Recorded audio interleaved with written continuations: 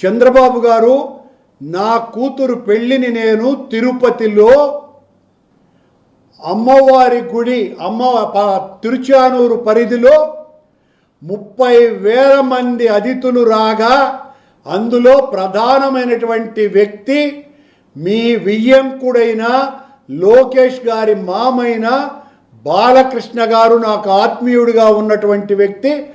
ఆయన వచ్చి నా కూతురు పెళ్లికి అక్షింతలు వేసినారు. అలాగే మీ తమ్ముడు, నా స్నేహితుడు నారా రామ్మూర్తి నాయుడు కూడా ఆ పెళ్లికి వచ్చినారు. ఆ పెళ్లికి ఆనాడున్నటువంటి దాదాపు 13 మంది హైకోర్టు న్యాయమూర్తులు వచ్చినారు. నేను నా కూతురు పెళ్లిని హిందూ సాంప్రదాయం ప్రకారమే చేసినానని ఆ దేవదేవుని సాక్షిగా ప్రమాణం చేస్తున్నా.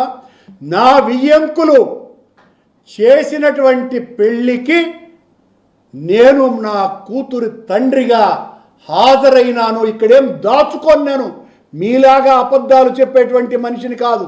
నా కూతురు పెళ్లి నేను హిందూ సాంప్రదాయం ప్రకారం ఆలయ ప్రధాన అర్చకుడి దగ్గర నుంచి తిరుమల వేద పారాయణదారులందరూ వచ్చి నా కూతురు అల్లుడిని ఆశీర్వదించినారు దేవదేవుని సాక్షిగా.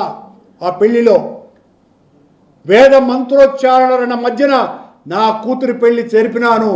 మీరు శాసనసభలో ఆ ఫోటో వేసి నన్ను క్రిస్టియన్గా మీరు చూపిస్తే, చంద్రబాబు గారు ఇదిగో మీరు బైబిల్ పట్టుకొని ఉన్నారు, మీరు బైబిల్ పట్టుకున్నారు కాబట్టి నేను క్రిస్టియన్ అంటే,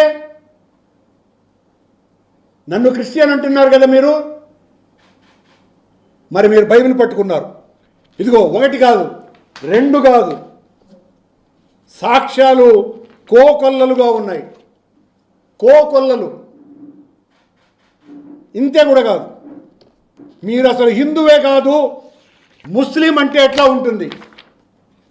చంద్రబాబు గారు ఈ ఫోటోలను చూసి,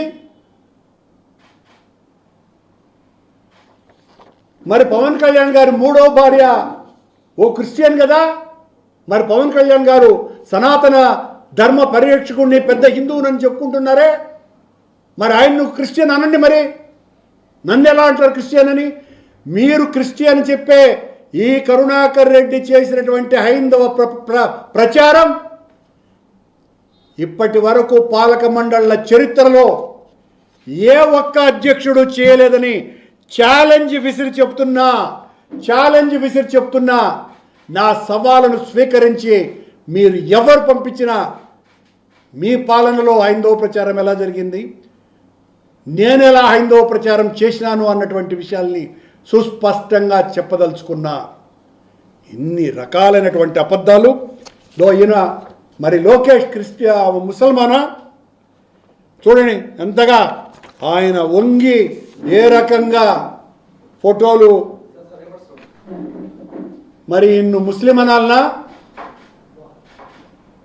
లోకేషా సలాం బాయా? అసలాం బాయా ఆయన. మరి లోకేష్ గారు క్రిస్టియన్ యువతులతో తిరుగుతున్నటువంటి ఈ ఫోటోని ఏమనాలా? క్రిస్టియన్ అనాలనా? పచ్చి అబద్ధాలు మీరు ఎన్ని చెప్పినా కల్తీ నెయ్యికి మూలాలు మీ పాలనలో ప్రారంభమైనాయి. మీరు అలాగే మేము నిబంధనల్ని సడలించటం ద్వారా ఈ కల్తీ నెయ్యి ప్రవేశించింది అని చెప్తున్నారు. నిబంధనల్ని సడలించటం ద్వారా వచ్చినటువంటి ఒక్క ఛాలెంజ్, మళ్ళీ ఒక్క డైరీ సంస్థను చూపండి. మీరు నిబంధనల్ని మీరు కఠినతరం చేసినప్పుడు వచ్చినటువంటివే Indapur dairy, Harsh fresh dairy అని పిలువబడేటువంటి బోలే బాబా డైరీ కూడా. నేను టీటీడీ అధ్యక్షుడైన తర్వాత నిబంధనల్ని కఠినతరం చేసిన తరువాతనే ఏఆర్ డైరీ అన్నది కూడా వచ్చింది.